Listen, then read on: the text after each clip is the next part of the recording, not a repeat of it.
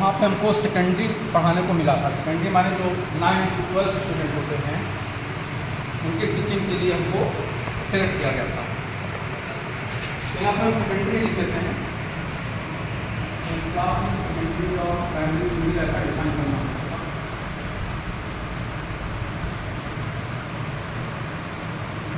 फिर आप कोई भी डाल सकते हैं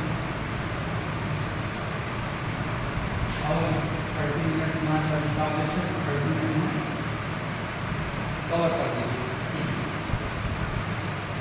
तो सबसे पहले क्लास शुरू होने से पहले हम सबको अपने आप को कंसंट्रेट करना होता है पढ़ाई के लिए। क्योंकि एक क्लास खत्म होती है, दूसरी क्लास शुरू होती है, उस बीच में बच्चा किस एटमॉस्फेयर में है, उस एटमॉस्फेयर से हमें उसको सामान्य अवस्था में लाना है, नॉर्मल स्टेज में लेके आना है। ठीक, तो इसके लिए आप आँख बंद करेंगे और 3 बार उनका उच्चारण करेंगे सब लोग।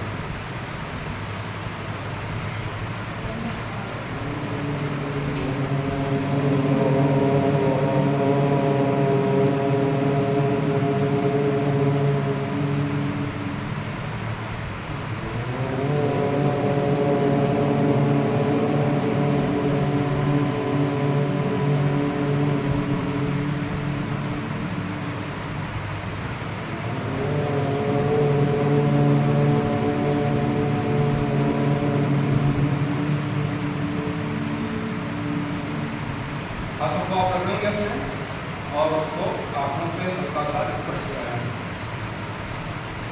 कुछ आप ताजगी महसूस कर रहे होंगे, क्यों हो रहा है, कर रहे हैं कि नहीं कर रहे?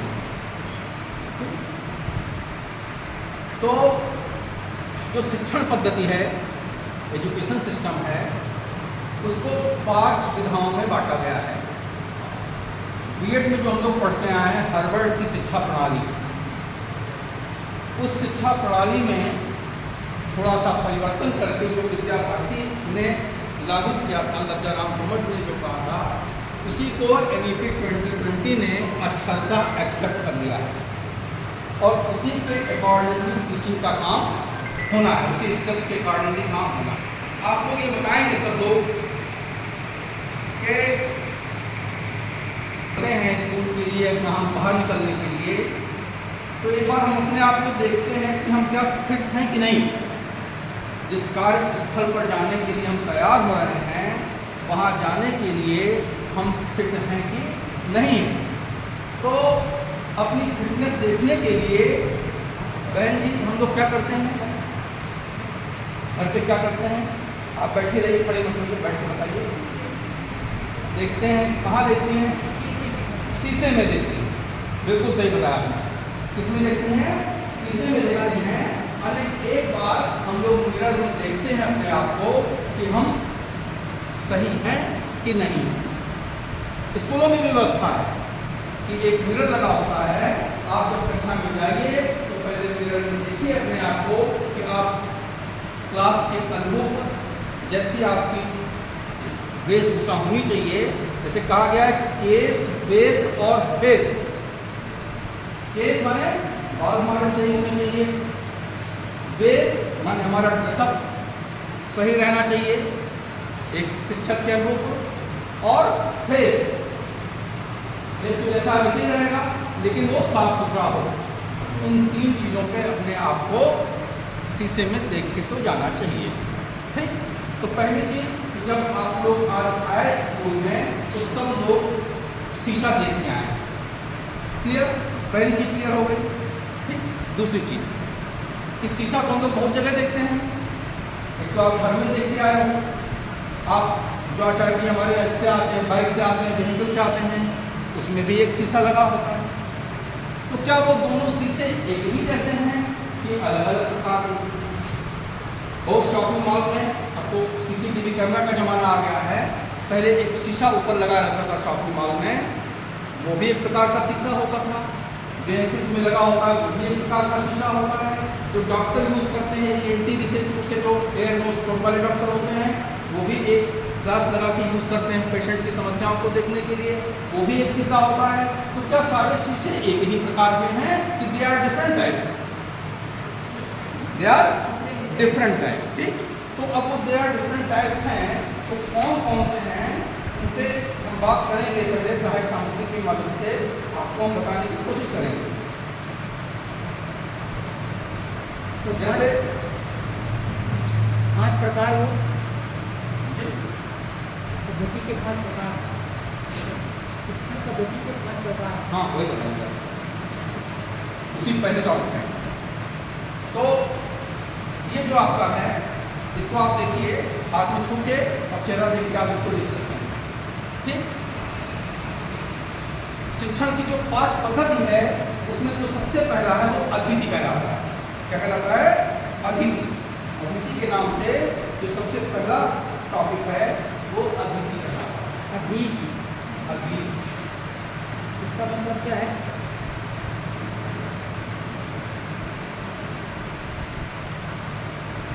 अतिथि मैंने हुआ इंट्रोडक्शन, परिचय। माने जो कुछ भी हम पढ़ाना चाहते हैं उसका हम परिचय दें और भैया बहनों को उसको समझाने का प्रयास करें, कोशिश करें। ये पहला टॉपिक होता है जो अतिथि के नाम से जाना जाता है। ठीक, आपने देख लिया, वो दूसरों को भी दिखाइए। ये देख लिया, चलिए ठीक है। इसको सब लोग आप लोग घरों में देखते हैं, कोई बहुत विशेष चीज़ नहीं है। लेकिन विशेष चीज़ ये है कि इस शीशे के दूसरी ओर आपने देखा होगा कि ये पेंट है। ठीक, तो अब प्रश्न उठता है कि जो पेंट हो तो उसको अन्य सब्जेक्ट से भी आपको रिलेट करते चलिए साइमल्टेनियसली। जैसे अभी हमने आपको आंख बंद करके अभ्यास करवाया, माने ये हमने आपको अध्यात्म से जोड़ा, स्पिरिचुअल। अब ये जिस चीज से पेंट है, ये किस चीज का पेंट है? केमिस्ट्री वाले बता रहे हैं ये किसका पेंट होगा? आयरन ऑक्साइड, है ना। आयरन माने FeO, माने आयरन ऑक्साइड का पेंट होता है। तो थोड़ा सा आप केमिस्ट्री के बारे में अवेयरनेस हो गई कि आयरन ऑक्साइड का पेंट होता है। अगर आयरन ऑक्साइड का पेंट ना होता तो ये ट्रांसपेरेंट होगा, और जब ट्रांसपेरेंट होगा तो जो कुछ भी हम ऑब्जेक्ट होगा उस ऑब्जेक्ट की इमेज नहीं बल्कि वो क्या होगी, एक सरफेस से दूसरे सरफेस में ट्रांसफर हो जाती, कोई इमेज हमको नजर नहीं आती। इसीलिए इसको पेंट करना आवश्यक है।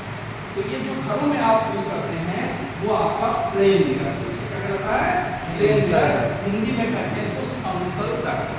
ठीक, इसका जो सिंबॉलिक रिप्रेजेंटेशन होता है, सिंबॉलिक रिप्रेजेंटेशन में इसको इस तरह से रिप्रेजेंट किया जाता है कि प्लेन है तो एक सीधा सा आप लाइन बनाओगे, और चूंकि एक साइड में पेंट है इसलिए ये लाइन हम खींच रहे हैं, ये शो करता है कि at another surface it is painted. ठीक, और जो दूसरा सरफेस है ये सरफेस आपका कहलाएगा पॉलिश्ड सरफेस।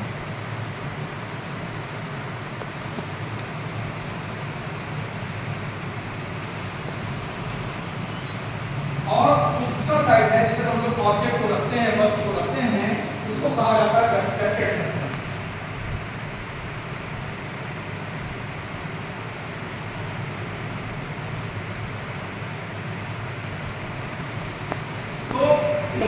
बहुत अवेयर नहीं रहते हैं उसके बारे में हम आएंगे, बात करेंगे आपसे।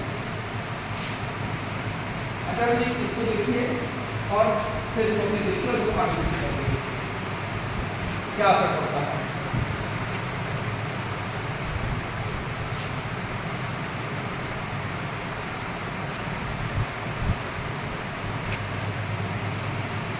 और दोनों में अंतर करिए, इसमें भी देखिए और दोनों में डिफ्रेंशिएट करिए, दोनों में क्या अंतर है। इसको आप पास लेके आइए, नजदीक लाइए और नजदीक लाइए।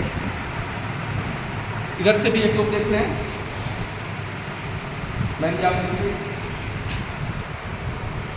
और इसको स्पर्श करके भी देखिएगा कि दोनों को छूने में क्या डिफरेंस है। स्पर्श माने टच करके, और इमेज, दोनों चीजों को आपको ऑब्जर्व करना है।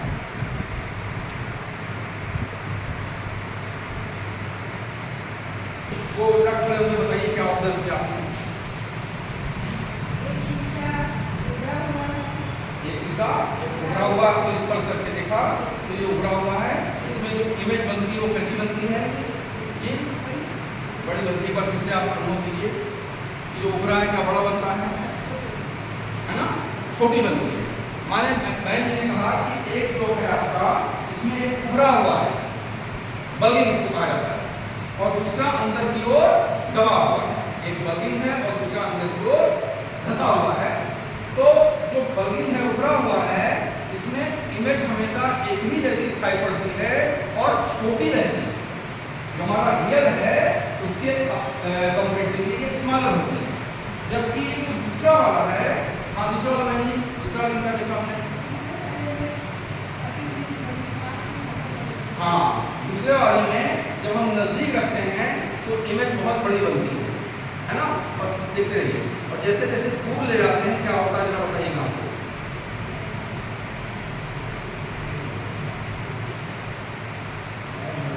क्या होगा, फिर धीरे धीरे आप हम करते जाएंगे, अगर आप बहुत बारीक से नजर रखेंगे तो ये उलट जाएगी इमेज, है ना, क्योंकि इमेज बन जाएगी। ठीक, तो कहने का मतलब कि एक जो है कि जब नजदीक रहता है तो ये बड़ी इमेज बनती है, और हम इस पर जब हम छूते हैं तो ये पैदा है अंदर की ओर दबा हुआ।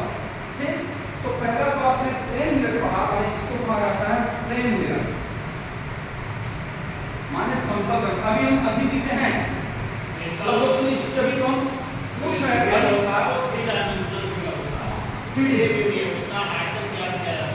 अब आगे मैं समझाऊंगा।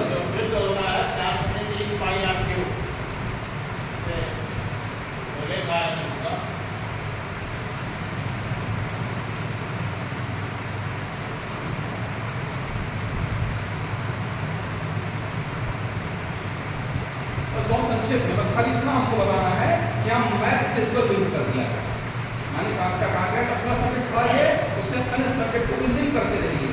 तो सिर्फ बताने का ये उद्देश्य है कि इसका लिंक केमिस्ट्री से हुआ और अब मैथ से हुआ, शुरुआत में अध्यात्म से हुआ।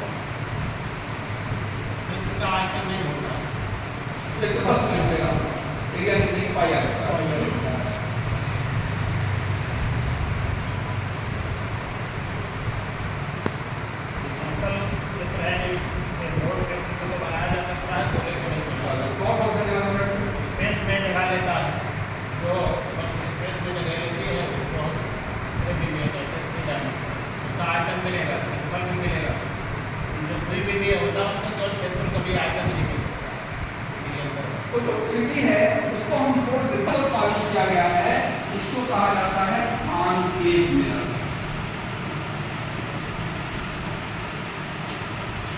हिंदी में कहते हैं अवतल दर्पण।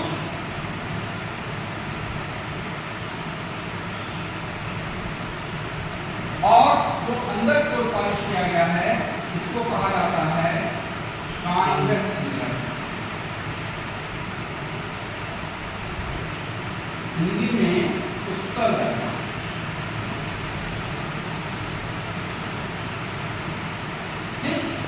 तो आप लोगों ने दो लोगों ने दिखाया, अभी और भी हम दे देंगे, और भी हमारे पास है, समय कम है इसलिए इसलिए जाता हूँ। तो इसमें एक अवतल दर्पण और दूसरा उत्तल दर्पण, अभी दो लोगों को दिखाए थे। अच्छा बहन जी को कवर करता है, तो हम तो गाड़ी चला रहे होते हैं, चाहे 4 व्हीलर हो चाहे 2 व्हीलर हो, तो जब पीछे के क्षेत्र को दिखाता रहता है तो हमको आइडिया लग जाता है कि कौन सा वाहन आ रहा है पीछे से, कोई हैवी वाहन आ रहा है, 2 व्हीलर आ रहा है, 4 व्हीलर आ रहा है, ताकि उसको हम साइड दे सकें, रास्ता दे सकें। ठीक, तो अब तक हमने बताया आपको, क्या बताया कि मिरर क्या होता है। ठीक, मिरर क्या होता है बताइए, चाहे मिरर क्या होता है।